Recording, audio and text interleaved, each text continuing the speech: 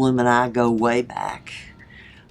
We have pretty much grown up together here at UTMB. I think we both came on the faculty about the same time.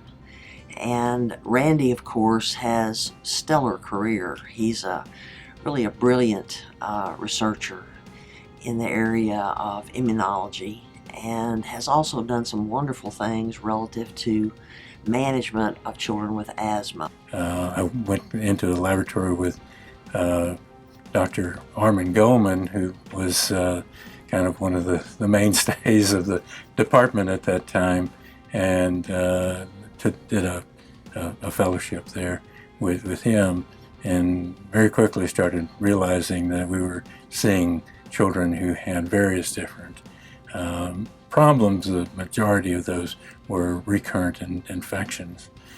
He was the first person to do a bone marrow transplant on this campus. He did it with a child who had a severe combined immunodeficiency. That child was cured because of the transplant, which I will never forget. He's a physician, he's a scientist. He's probably one of these physician scientists, this breed that does not exist anymore. Someone who is capable to do clinical medicine, to understand basic research, put together that to educate younger colleagues, and really that stands out. He has done a lot for training young clinicians, especially getting clinicians into the research stream, because these days it's become more difficult to attract clinicians into research, and he's gotten grant support to help do that.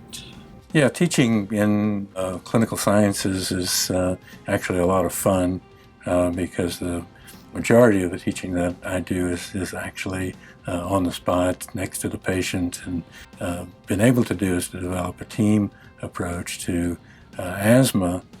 So our approach has been to try to teach the patients how to take care of themselves, and so in some ways some of my teaching is not with medical students or residents, but actually with the children, and that's been very rewarding.